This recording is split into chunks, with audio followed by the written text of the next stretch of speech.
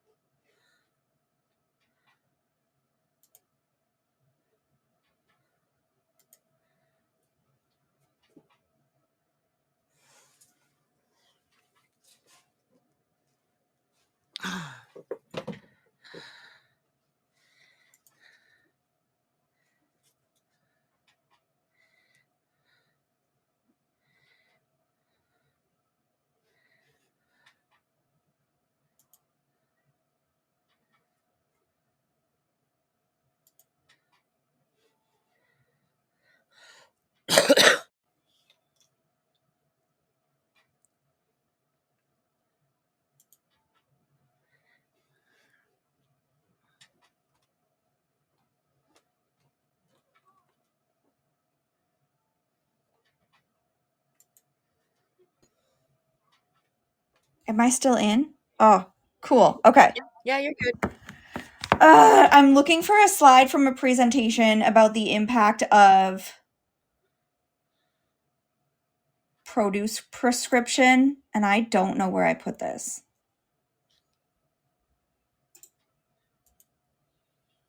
Yay!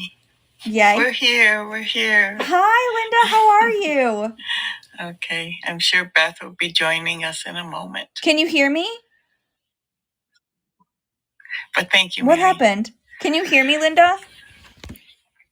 So we are up and nope. running. This is the Optimize Your Life show. We are on the air. We're just waiting for our speaker, Beth Wyman, who is a registered nutritionist. Now, why can't you hear me? And she always has such. All right. I don't see Linda. Can you hear me now? I can hear you. I had to refresh my screen. I heard Linda for a minute, and then my voice was gone. Yeah. Is Linda on as well? Not yet. She got bumped off. Oh. I'll send her a text quick.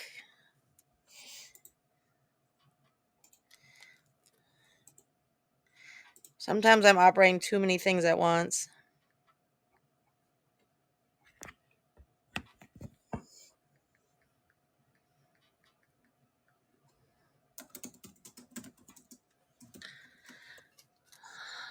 Okay, let's see here.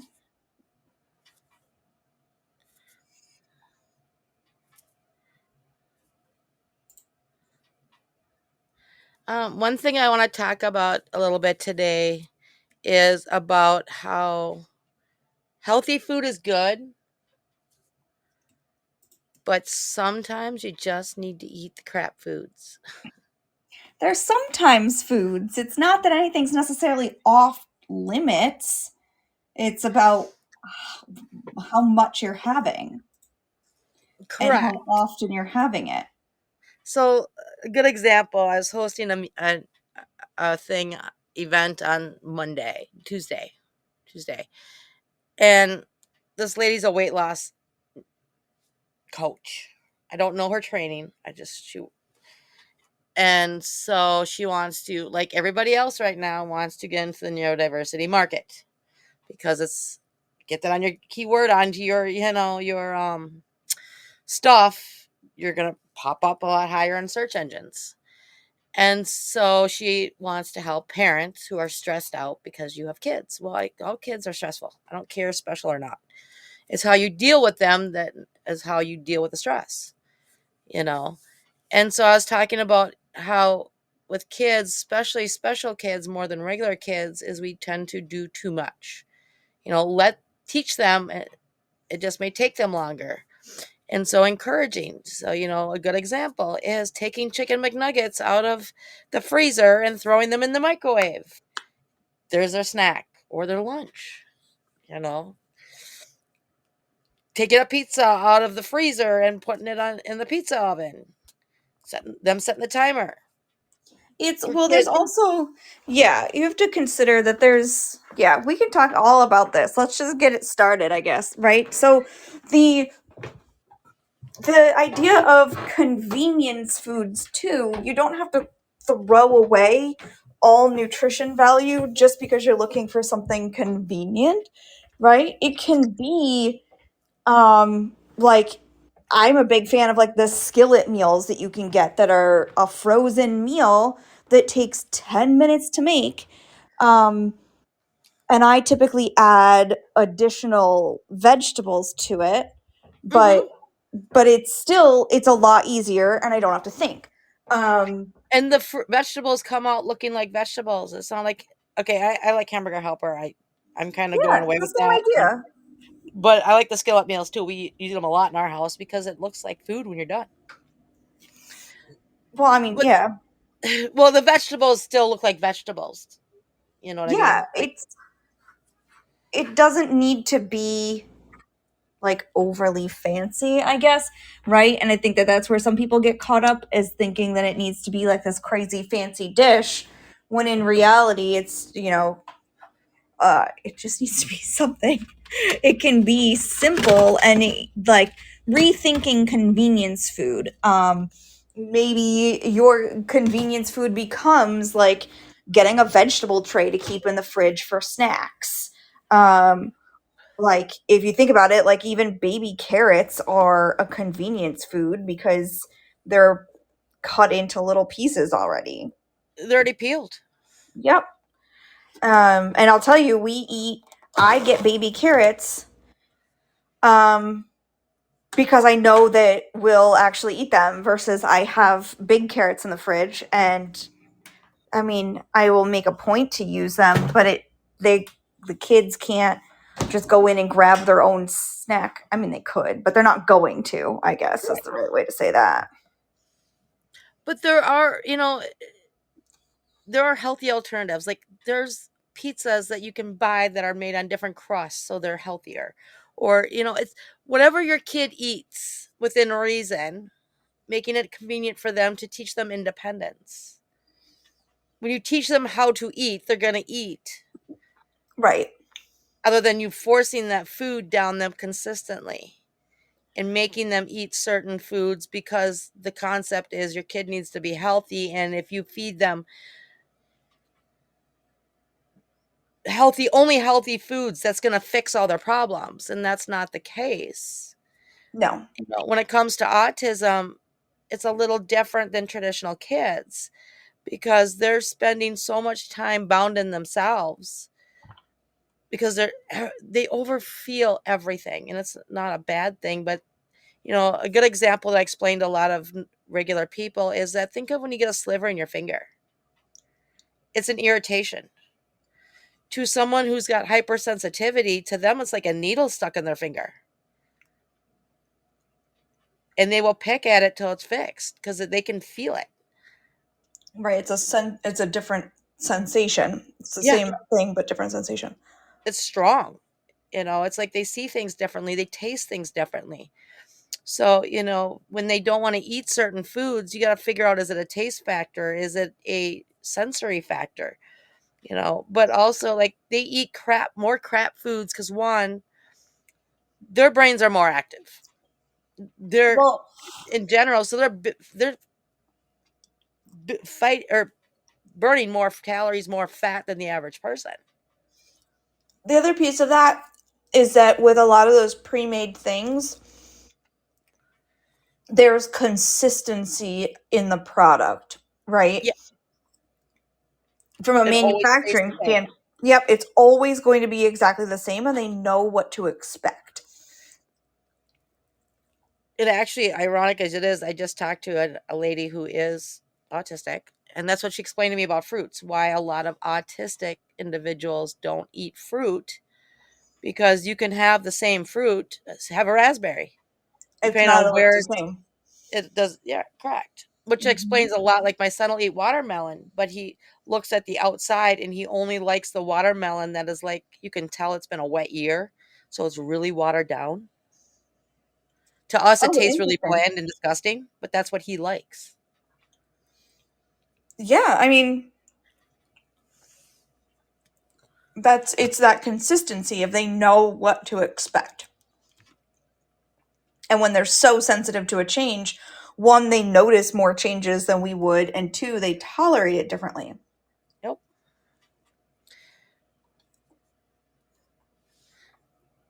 It's the same with spaghetti sauces. Different, everything tastes different depending on how it's made, how the temperature, how the environment. And So to part of, them, yeah, prepackaged tastes the same no matter what. and it's not bad to eat pre-packaged food. Like, I think there's such this movement to move towards like whole foods, and I understand, but then it creates this like negative narrative on the other side about other food options when that negative narrative doesn't need to exist. No, food is food. You just don't eat McDonald's 3 meals a day for a month. Do we not learn from that documentary what happens Oh to your my body? goodness. Oh, that was so long ago. Super Size Me. Yes. Um, that's part of it, right? There's right the moderation piece, but then also recognizing you don't have to throw it all out the window if it's an off day. It's about like doing your best every time. So it's like, okay, well, how can you make the best choice? Right, where we've used McDonald's, but like you say you're going to McDonald's and that's your choice today, neurodivergent or not, right? If that's just where you're at. Um, what I typically tell people is have just the sandwich and forgo the fries and get a calorie free drink. And that's typically going to keep you on track for the whole day. It's going to get you enough calories. It's going to be theoretically quick, but I've really found that sometimes it's not any faster than making a sandwich at home. Um, but it all depends. But that seems to usually be a really great um like in between, right? Like a happy medium of still stopping and getting something, but adjust what you're getting so that you're still um like feeding yourself well. And again, that doesn't mean oh you're never going to eat fries, but like say you find that like this takes a little bit of self-awareness. Hey, I'm at McDonald's like once a week. Like okay, now it's no longer a special occasion. Now it's your schedule's requiring you to eat something super quick once a week. So how do we adjust that? Either you need to adjust your schedule or you need to adjust what you're getting. But then like every once in a while you need a good fry. And Yep. I mean, McDonald's isn't what I would necessarily get. I'd get myself some nice Five Guys seasoned fries, but there is food is so interesting because there is this additional social and cultural and emotional component to it. We're not robots. We're not looking at like we're not just looking to food for nourishment, and so it comes down to this. Well, then do we stop looking to food for additional pieces like the comfort and the cultural connection? And I feel like we would be losing out on such a wonderful piece of like society if we stopped using food as a way to connect. And it's interesting because that's the entire um, theme for March for National Nutrition Month is how food connects us, right? So it feeds well into this conversation too of like it's more than just oh I have to hit my macros for the day, oh I need to keep um my calories in this right limit, and like oh well these foods don't fit into what I need. It's like sometimes they do, because your needs are more than just calories and nutrients. Sometimes you need that connection to like your culture and the positive memories that you have of like growing up or something. And this usually comes up around the holidays too, where I'm like, if you're going to a party and you know your grandma is making the cookies that you only get once a year, like, please eat the cookie. And people look at me like, wait, what? And I'm like, you need that piece. Like, you're not, it's different if you have like an allergy or something, but you need that piece and that connection. Um, and there's a greater, oh, I don't know, like there's a greater thing behind it than just the nutritional value of the cookie. Um, and it's it comes down to like, okay, did you have one or did you have six, right? Like if it's a big cookie, maybe have one. If they're little, maybe only have two. But you can certainly eat those. Foods are off limits if they're dangerous, right? Like that's how I usually frame it. So this would be things like things you're allergic to, or like food that's been sitting out in a hot car for 3 hours, raw chicken, like things that I would like are not safe to consume. That's what's Right. actually off limits. Or if you're a diabetic, have a piece of the cake, not the whole cake. Well, that goes for everyone. And that's what bothers me sometimes about like quote unquote like diabetic desserts or diabetic portions. I'm like, you don't, that's how much everybody else should be eating too. And you do if Um, you're overseas. American plate size is huge compared to everybody else in the world. yep. Yeah. What is considered like a diabetic portion, and this used to happen a lot on like institutional menus, is you would just size down the dessert and call it a diabetic portion. But like there's nothing wrong with feeding everybody that size dessert. Well, it's part of the reason why we used to be able to feed people, a family of 5 on one chicken. Well, people also used to be smaller too. Um, it depends on how far back we're going, but I need to get a charger too. I'm all over the place today. Yeah, I've been that way all week. But it's like also people don't take into consideration like eating abilities, for instance. It takes a lot of hand, eye, brain movement to use utensils. It And if does. you're picking on kids or you're trying to correct them when they're eating to use their fork, eat this way, close your mouth. You give them many things to do at once to eat. They're going to pick the finger foods that they can just shove in their mouth and eat and not have to worry about everything else. The Well, more safe environment they grow up in around food, the less they use as a comfort. and I've actually had people where they would not eat finger foods because they didn't like the feeling, so Mm-hmm. everything needed to be consumed with a fork. So I've seen it that way too, which is interesting. Um, which I get that one, not wanting the dirty fingers. I don't know where my other headset is. Oh well.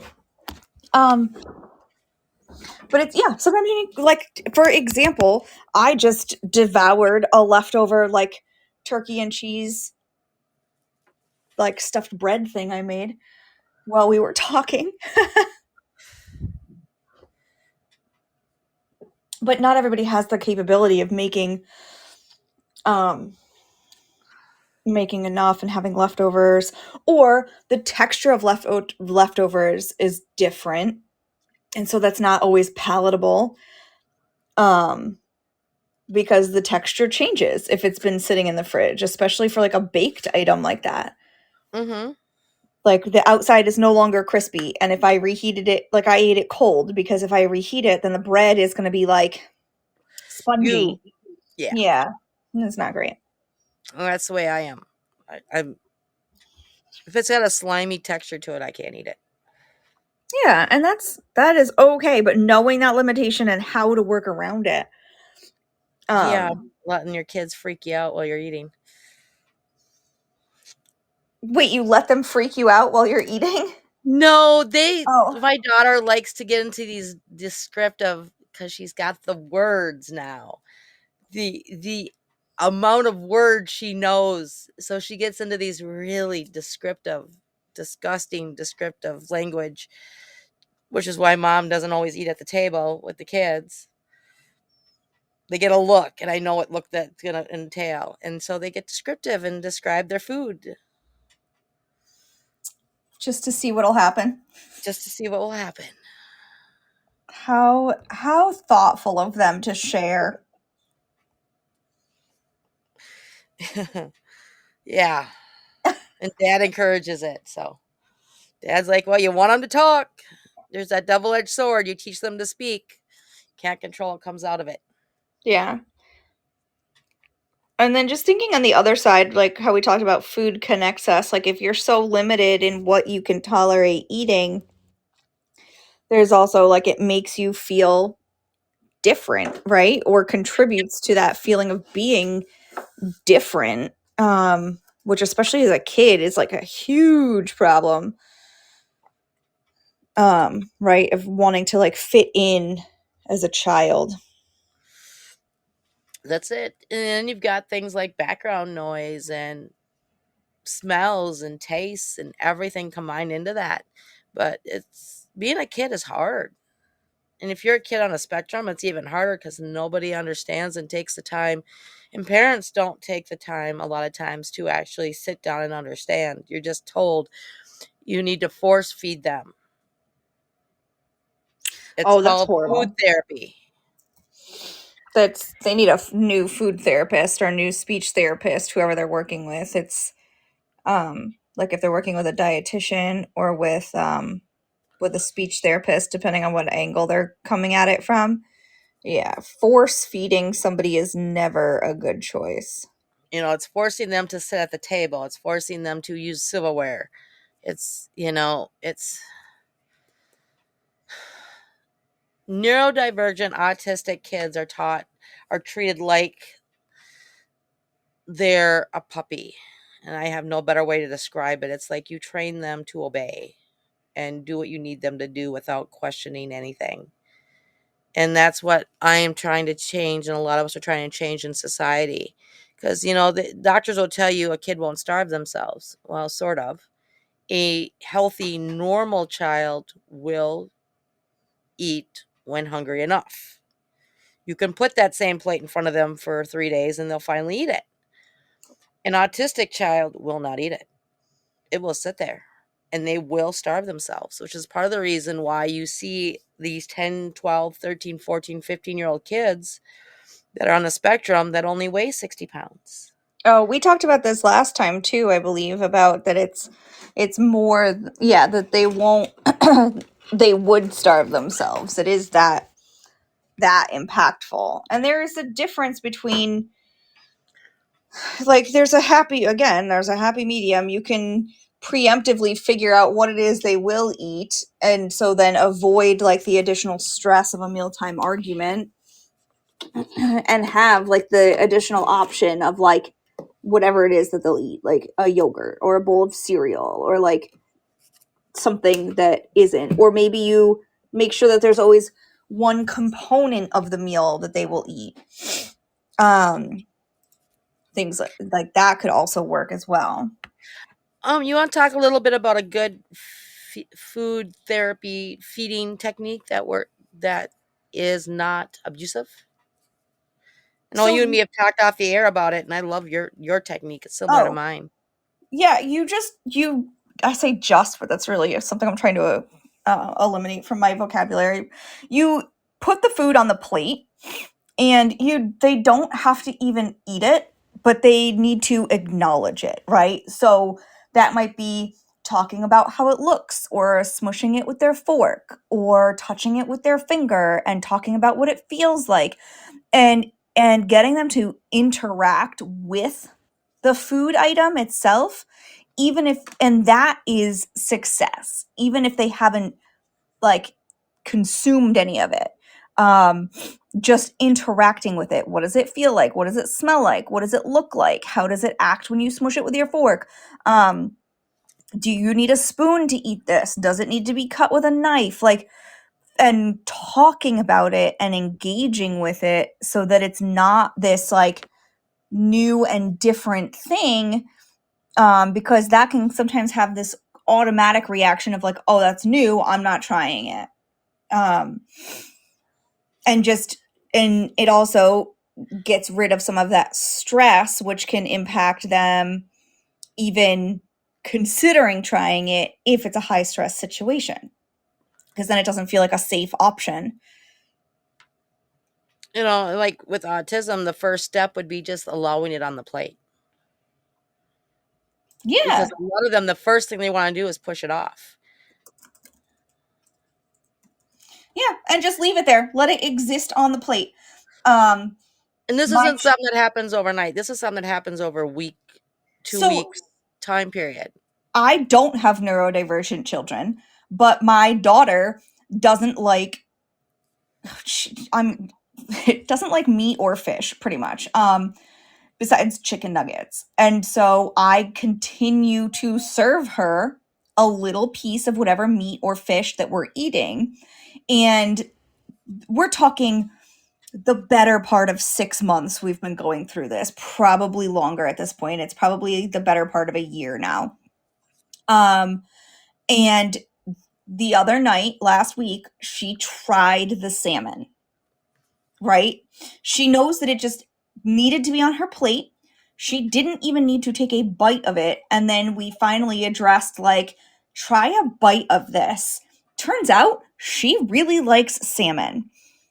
Like, but it took that long for a non neurodivergent kid, she's a little picky, to get her to eat something. Like, she has tons of other things she'll eat, and I know that she'll always eat like beans and rice. And so she's my one where I try to make sure that there's always something on her plate that she'll eat.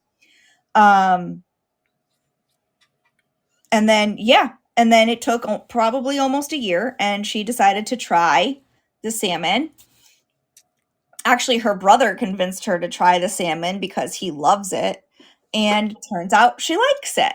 So then it kind of opens the door, and we're gonna have her try. Now I'm gonna be asking, like, hey, take a little bite of the meat or the fish that's on your plate, because we were trying that originally. It was not going well. It was making a more stressful meal. So we backed off, and it just needed to exist on your plate.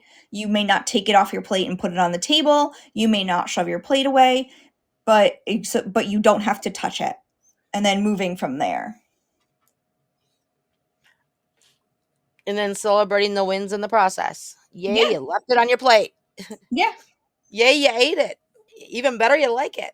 Yeah, absolutely. It's always celebrating all victories, no matter how small they are. And I know it gets a bad rep with the millennial generation, and everybody gets a trophy, everyone gets a place, in the play. But when it comes to kids and food, or kids and anything you want them to do at home, always looking towards the positive and encouragement is always key. It's and it you can look at it one of two ways. Like, negative reinforcement, I mean, does work, but it's detrimental. It can be detrimental long term, right? But then this positive reinforcement creates a better like long-term relationship with whatever it is you're working on. And so you're more likely to create an adult that will engage with these foods on their own. And I mean, at least in my mind, like, ultimately that's the goal. And this is where you were talking about, like, we just training them to follow directions, or are we creating like this intrinsic drive to do whatever, in this case, eat food. So, Then you got to look at the health status of the individuals too, making sure they, whatever they eat, they're still healthy.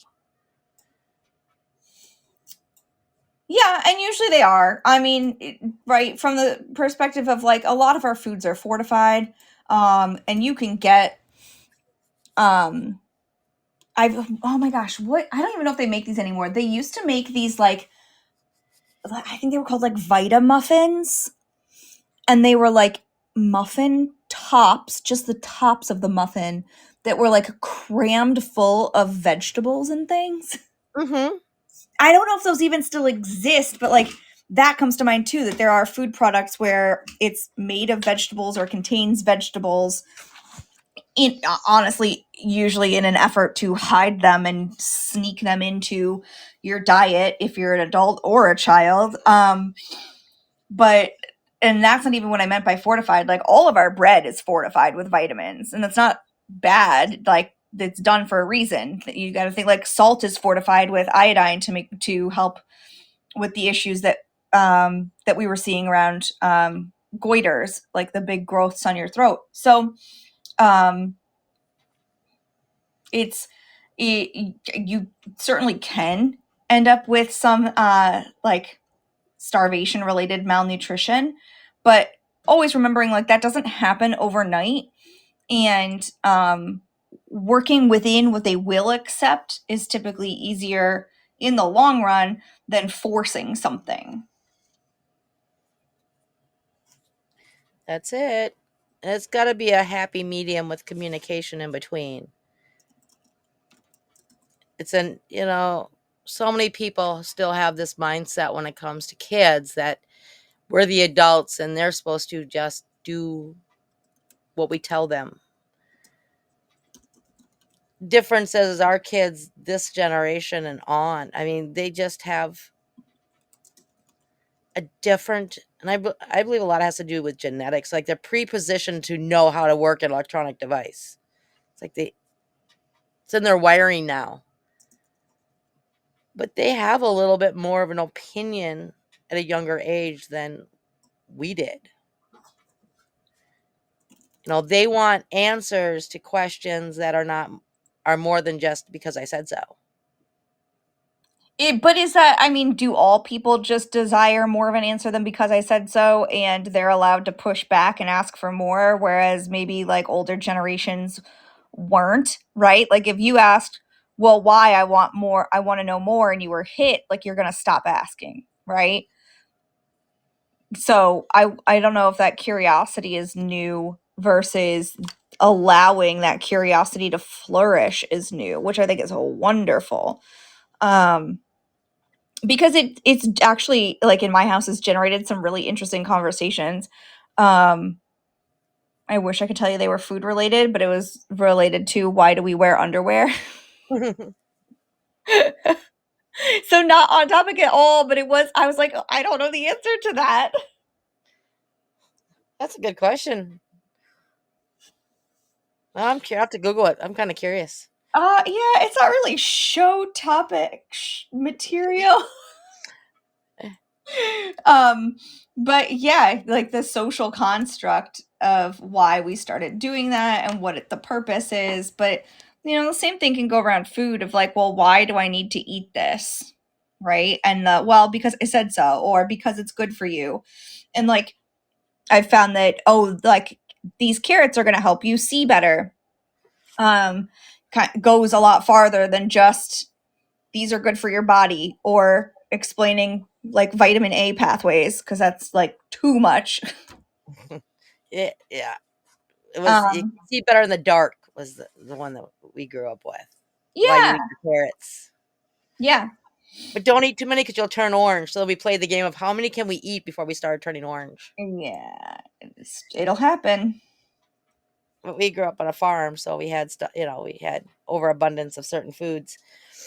But the other day, my son he built a rocket ship out of cardboard boxes, and he couldn't hear me because he's in space.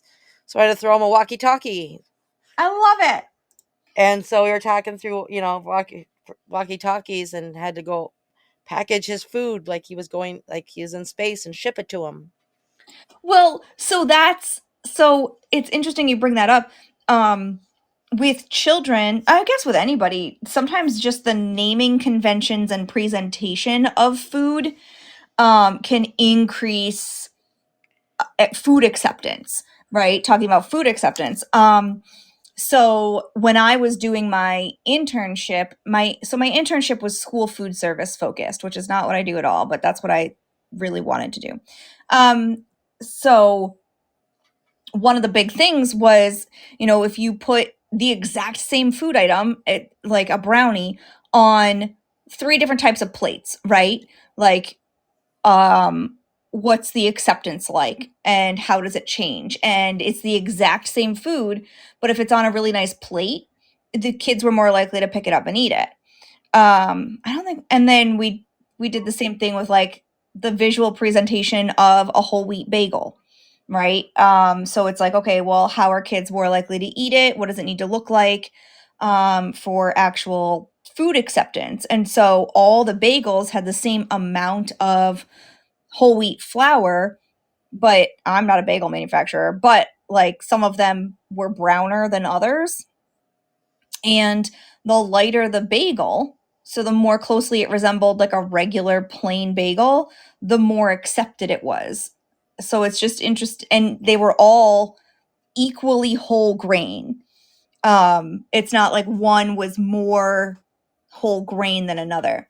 So, and then there's the naming convention piece of, you go to a restaurant and it doesn't just say like, chicken and rice with broccoli. It'll say something like pan seared chicken with a butter something something reduction over jasmine rice with seasonal broccoli, or like fresh whatever, or like a fresh seasonal vegetable medley or something, right? Those descriptive words make you more likely to engage with the food, and it gets you thinking about what it's going to either feel like or taste like when you eat it. So there's that psychological component to essentially like food marketing when you're talking about like how you're presenting the food.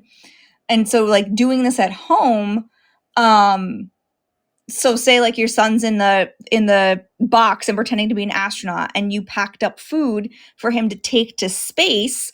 It could be the exact same thing you were going to put on a plate and have him eat at the table, but because it's now astronaut food packed for space, it's more acceptable, Yep. right? Like, and then the this is always like keeping the goal in mind of what's the actual goal? Is the goal to get him to sit at the table and follow directions, or is the goal getting him to eat food? And My goal is genuinely, that's very going to simple. depend. Just What? get him my goal with him is very simple. Just to get him to eat food.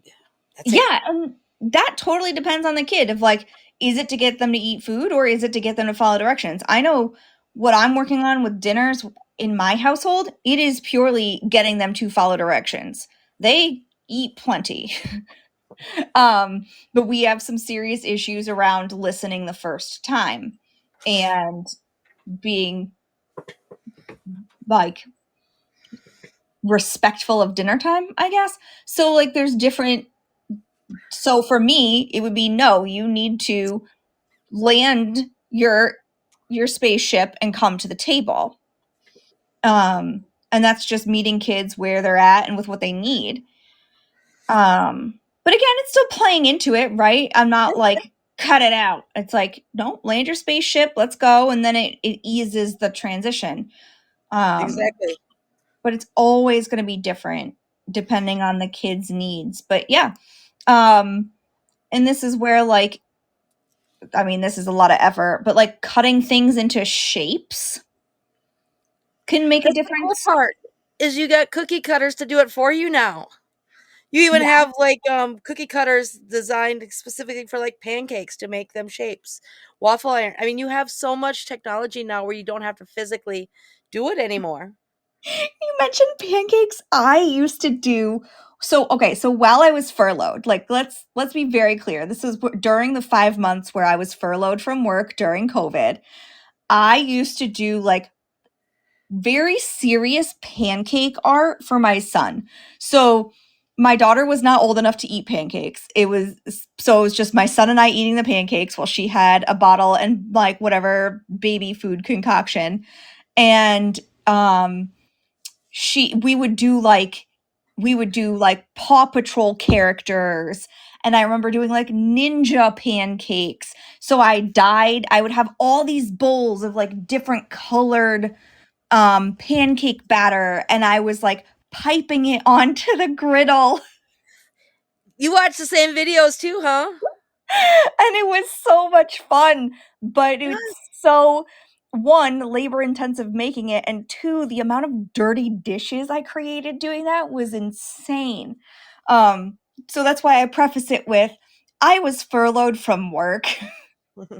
This is not something that I could accomplish in my current life where I'm back to work and both of my children are of pancake eating age. No, because by the time you get them done, they've already eaten all the pancakes, and you're stuck with a pan full of dishes. It was, yeah, that was fun though. We used to have a lot of fun with that. That would be like a Saturday activity for sure. I, like during the holidays, different pancake company, I can't remember what it was, but they would come out with little pans. So like I have 4 different pans that are like different animal shapes. So I just pour the batter in there and put like blueberries for the eyes and Oh no, that's cool. Yeah, there's like simple things you can do too, where you just use like blueberries or something to make like eyes and a mouth. Like it doesn't have to be as complicated as like a couple different colors and figuring out how to draw a Paw Patrol face onto pancake.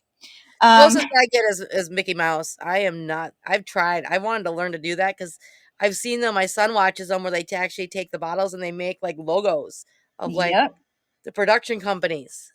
yep. I It's got so cool. way into it. Like way into it. It was a lot of fun, but it is not realistic to do every day or weekly or with any kind of regularity. Um but it's yeah, but so food acceptance, right? And that's a way that maybe you have a kid that is trying pancakes for the first time. That's a way you could start it of like look at this neat shape. Or if it's trying sometimes what we do is we'll pick out like I'll pick out a fruit at the grocery store that is new and different to us, right? And then we all try it together. And there's this little bit of hesitation usually from the kids about trying it. And I'm like, I'm trying it for the first time too. And so modeling that behavior of trying something new, and then I don't do it as part of a meal or anything. I just do it as an extra like taste test because then I find that it just allows for more conversation around that specific item. And Hmm. then if it's like, oh, this is not good, it's like, all right, cool. Well, look, guess like we can get rid of it. Um, but it lets me also model trying a new food, which is good because that they think, oh well, adults have tried everything. It's like, no, not even close. I mean, there's plenty of like regionally specific foods that I have not tried because we don't, there's tons of like tropical fruits I'm sure I haven't tried because we don't live in that area. Yeah, that's twice as expensive. Yep. It's like one thing that we do at our house is to get them to try it is well, they want the seed to try to grow it. So you got to eat the fruit to get to the seed. Oh, interesting. And then they try to grow it. Yep. Oh, now there's another way to do it too, right? Of well, if you want to get to your goal, you need to go through this thing first. Um, yeah, that definitely works. And It by the time the nice thing is they're because you have to dry the seeds out before you can use them, to grow them. Put them through that whole, stage. So in our house, they forget about it. before we have to actually physically plant the Oh, seed. yeah. Um, yeah. And then you don't have like a strange giant tree growing because they wanted to see what would happen. Yeah. We tried to do like regrow lettuce, and it like grew up a little bit in the center, and then I don't know if I just did it wrong, but like it stopped growing, which I was kind of bummed about. But Lettuce is interesting. It's hard to really grow like that. We do a lot of potato growing in our house. oh, my mom grows lettuce and it always comes out really nice. I was thinking about doing it this year, but I know that the rabbits will eat it, so I'm not really sure how I'm You gonna go plant back. marigolds around your garden? Yep. It The doesn't work. squirrels do not care. No. The squirrels around here are aggressive. They will, like, I've seen them carrying like a half of a bagel.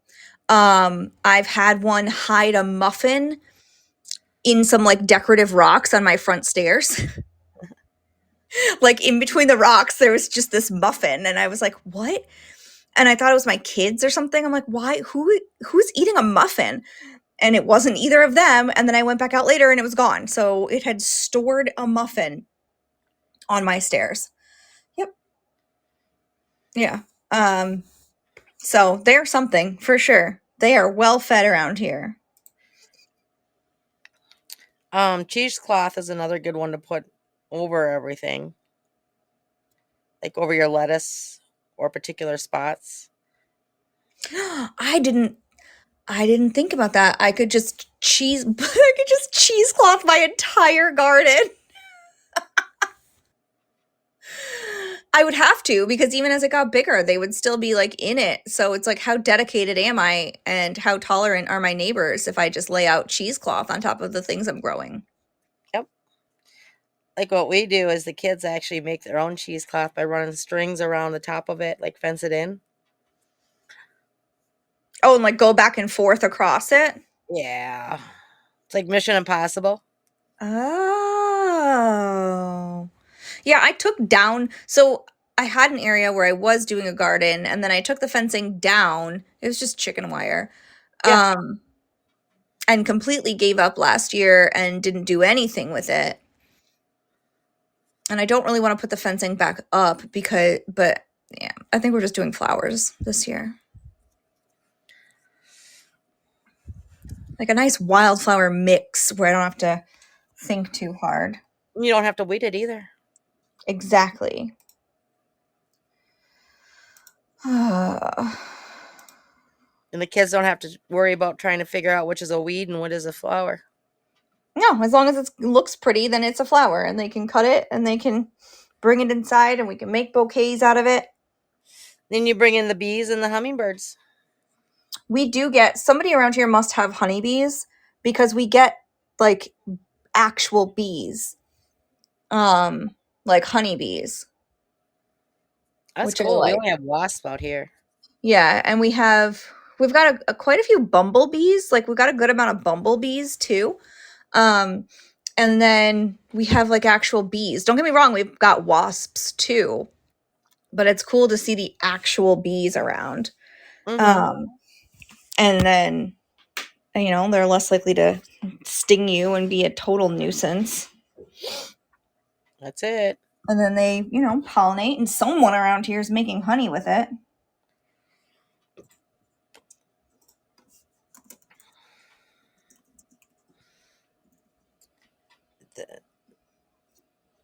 And then you work, and it helps fertilize the ground too. The flowers do? Mm-hmm. Hmm. I didn't know Yeah, that. there's a really cool thing on. I can't. I guess I need a link to it, but I'll put it in the chat. You can actually tell how well your soil is based on what kind of weeds grow.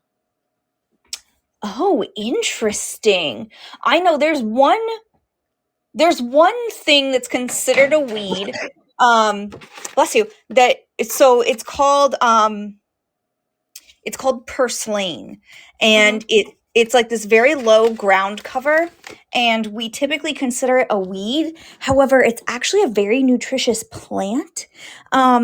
And it's one of the only plant sources of omega 3s, which you typically get from like fatty fish. Um, so it's just, I don't know, fun fact, I guess. Yeah. That was actually on there too, and it talks about like dandelions and all these different, like we call them nuisance weeds, but you can actually tell the nitrate levels of your soil. It can tell you, all these different things and which weeds to keep, which ones to pull, and then how to treat your soil so that it's better and more nutritional for the plants It's based on the weeds.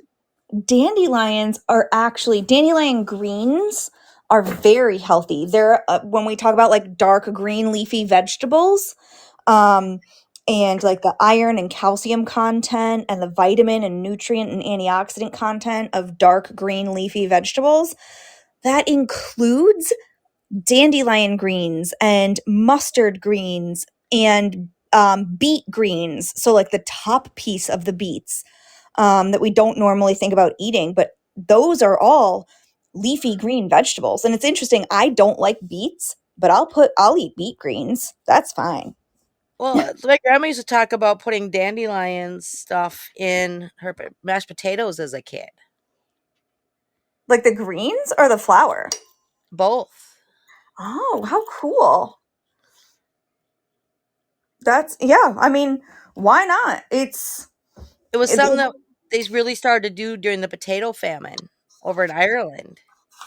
and then dandelions are actually, I don't remember now if it's the flower or the whole plant, are really good for like supporting overall like liver function and liver health. And when we've talked in the past on here about like detoxes, right? And I'm like, you don't need that, you have a liver. Like, here's something that you could be doing to support your liver. Granted, as with any kind of supplementation or things like that, you'd want to check with a doctor if you're going to use like a big amount of it. But if you're just going to start eating dandelions, I mean, go for it. That is Just make actually, sure they're not been treated from pesticides before you eat them. yeah, you do want to watch that. You would want to wash them just like any other food. Um, and something else to watch out for is depending on what medication you're on, if you have to watch your vitamin K intake, which are dark green leafy vegetables, you wouldn't want to suddenly start eating lots of dandelion greens, because you're going to throw off uh, the way your body interacts with the medicine. So I feel like there's always a caveat. Hmm. Um, there's always something. There's always, that double-edged sword. Oh yeah, and it's just being mindful and recognizing like the large impact that food has on your body and your health. What time is it? Okay. All right.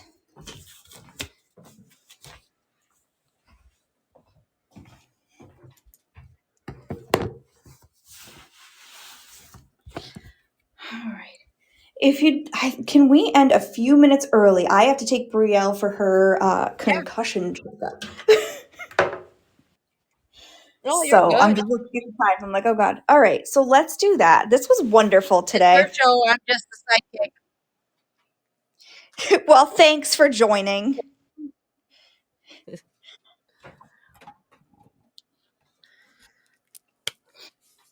All right. If So, anybody wants to follow along, there's always the Optimize My Life Facebook group. You can leave comments on the shows here now.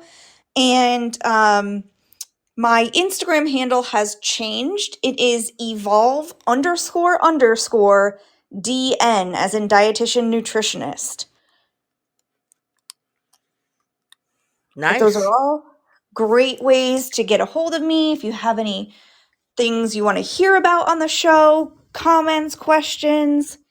I'm open to all of it. And we are going to be moving from Facebook to Skylar Network, where Oh, we'll have more yes. interactive experiences. Yeah, I'm looking forward to that. That's coming up in a couple weeks. It's just with the Neurodiversity Week and Mental Health Month. It's been a busy week, busy time Yeah, period for I me. bet.